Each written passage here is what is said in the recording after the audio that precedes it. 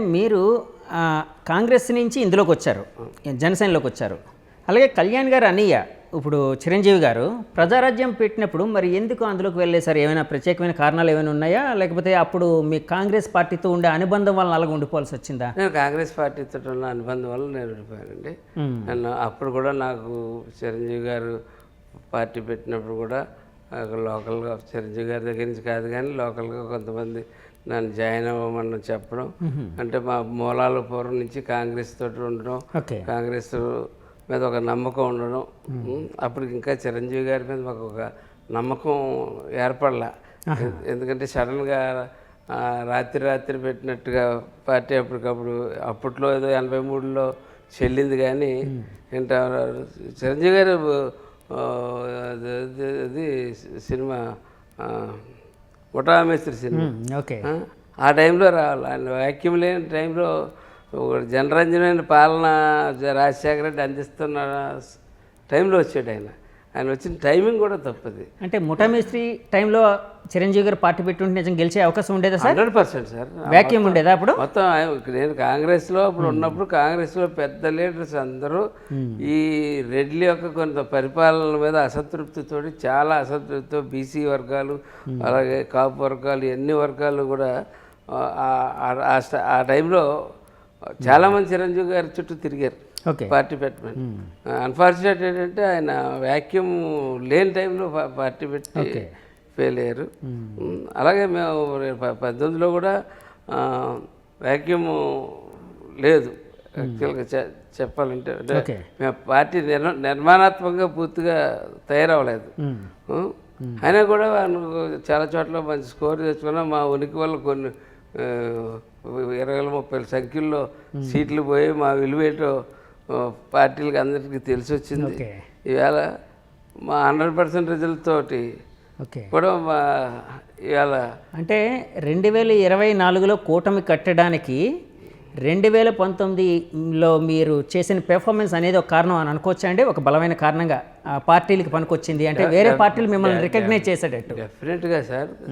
కళ్యాణ్ గారు 2019 ఓటమి తర్వాత నెల రోజులు కూడా మమ్మల్ని నిద్రపోనివ్వలేదు. నెల రోజులు తిరగకుండానే కళ్యాణ్ గారు ఓటేయకుండా తప్పు చేసాము రా అని చెప్పి ప్రజలు అనుకునే రీతిలో మమ్మల్ని నడిపించాడు ఆయన. ఆ రీతిలో మీరు చూడండి, భవన నిర్మాణ కార్మికుల దగ్గర నుంచి చూసుకుంటే ఇక్కడ ప్రతి అంశంలోని కూడా ఎక్కడైనా మంచినీరు గురించి కానీ దేని గురించి కానీ ప్రతి అంశం మీద ఎలుగెత్తి చాటాడు, ప్రతి చోట తిరిగాడు. ఒక ప్రధాన ప్రతిపక్షం చేయవలసిన పని పవన్ కళ్యాణ్ గారు చేశారు. అవాలంటే నేను మా కూటమి ప్రభుత్వంలో తెలుగుదేశాన్ని నేను కామెంట్ చేయట్లేదు, కానీ ఆ రోజు తెలుగుదేశం శ్రేణులు బయటికి రావడానికి కూడా భయపడి స్థాయిలో ఉన్నప్పుడు, అంటే అప్పట్లో చంద్రబాబు గారు ఫెయిల్ అయ్యారంటారా? చంద్రబాబు గారు ఫెయిల్ అయ్యారని కాదు, కూటమి శ్రేణులా అంటే లోకల్లో కేడర్లో ఎందుకు గతంలో పదవులు చేస్తున్నారు, అవి చేస్తున్నారు. పదవి చేసిన ప్రతి ఒక్కరి మీద చిన్నదో పెద్ద ఎలిగేషన్ ఉంటుంది, లేకపోతే చాలా ఇబ్బంది ఉంటుంది, దాని మీద అసంతృప్తిదారులు ఉంటారు. అటువంటి మేము ఫ్రెష్గా ఉన్నాం, మా మీద ఎవరు అసంతృప్తిదారులు ఉంటారు. మేము ఏ పదవులు చేయలేదు అప్పుడు దాకా, కాబట్టి మేమే ఎదుర్కోగలిగాం. మేమే లోకల్ పార్టీస్లో మేమే పోటీ చేయగలిగాం. కాబట్టి అది అంతా చేసింది ఎవరు అనుకుంటే కళ్యాణ్ గారు. మాకేమో పిఎస్సి చైర్మన్గా నాదెళ్ల మనోహర్ గారు మాతో చేయించి ప్రతి జిల్లా తిరిగి మమ్మల్ని కూడా అనేక జిల్లాలకు ఇన్ఛార్జీలుగా పంపించి మాతో కూడా చేయించి పార్టీని మాలో చాలామందికి నమ్మకం లేని స్థాయికి పార్టీని ఆయన తీసుకొచ్చాడు. ఓకే సార్, ఇప్పుడు మీరు 72,000 ఓట్ల మెజారిటీతో గెలిచారు. పైచిలుకు మెజారిటీ 72,000 కంటే ఎక్కువ. మీ అధినాయకులు కళ్యాణ్ గారు 70,000 ఓట్ల మెజారిటీ, అంటే కళ్యాణ్ గారి కంటే కూడా 2,000 ఓట్ల మెజారిటీ మీకు వచ్చింది. ఎప్పుడైనా నాకు వచ్చిన 72,000 ఓట్లు కూడా కళ్యాణ్ గారి వల్ల కదా వచ్చాయి. ఏంటంటే ఇప్పుడు నా కాన్స్టిట్యున్సీ పెద్దది. నా కాన్స్టిట్యున్సీలో అర్బన్ ఓటు ఆలోచించి వేసి ఓటు ఉంది. అలాగా కులాల కాంబినేషన్లు అనేక రకాల మీద కాన్స్టిట్యూన్సీ పెద్ద దాని మీద 1000-2000 ఓట్లు పెద్దది. కానీ ఇప్పుడు నాకు బేసిక్ ఓట్లు ఉంటాయి ఏముంటాయి, 5000 ఉంటాయి, 10,000 ఉంటాయి. మిగిలిన 62,000 ఓట్లు ఆయన వాళ్ళు వచ్చినట్లే కదా.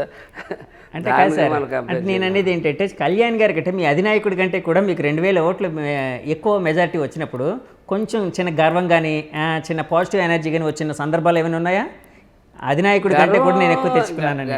గర్వం అయితే నాకు రాలేదు, కానీ అంత మంచి అవకాశం నా పక్కన ఆయన పోటీ చేసి ఓకే, నాకు అన్ని ఓట్లు రావడానికి కారకుడైనందుకు చాలా సంతోషపడ్డాను. సో కళ్యాణ్ గారి పిఠాపురంలో పోటీ చేయడం వల్ల మీకు అంత మెజారిటీ కూడా వచ్చిందనేది మీరు నమ్ముతూ ఉన్నారు.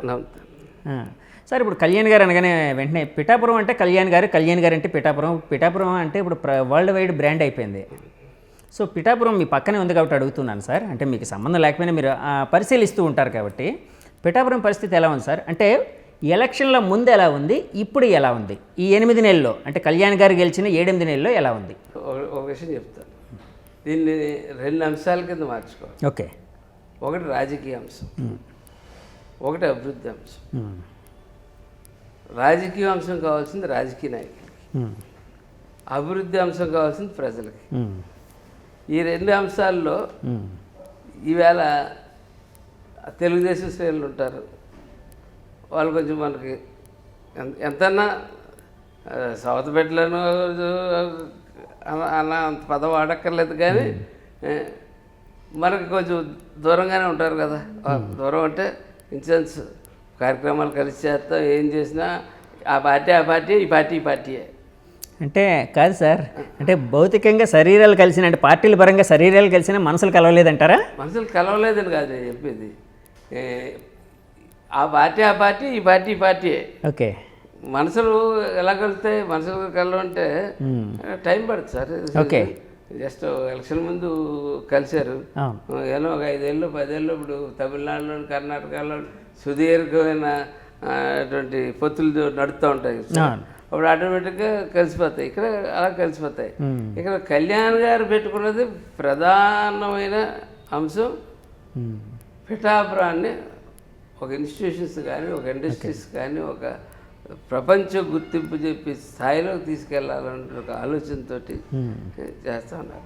ఉప్పాడ నుంచి కాకినాడ దాకా కూడా ఒక బీచ్ని బ్రహ్మాండమైన అభివృద్ధి చేసి ఒక పర్యాటక కేంద్రంగా తయారు చేద్దామని చెప్పి ఒక ఆలోచనతో ఉన్నారు. మీరు చూడండి, మీరు 2 సంవత్సరాలు తిరగకుండా కాకినాడ పిఠాపురం కలిసిపోతాయి, జంట నగరాలు అయిపోతాయి, అన్ని ఇన్స్టిట్యూషన్స్ వస్తాయి, అన్ని రకాలన్నింటికి కృషి చేస్తూ ఉన్నారు. ఈవేళ నేను సుమారు 200 రోడ్లు 80-90% పూర్తి చేశాను అంటే కళ్యాణ్ గారు ఇచ్చిన స్ఫూర్తి, కళ్యాణ్ గారు తెచ్చిన ఫండ్సే.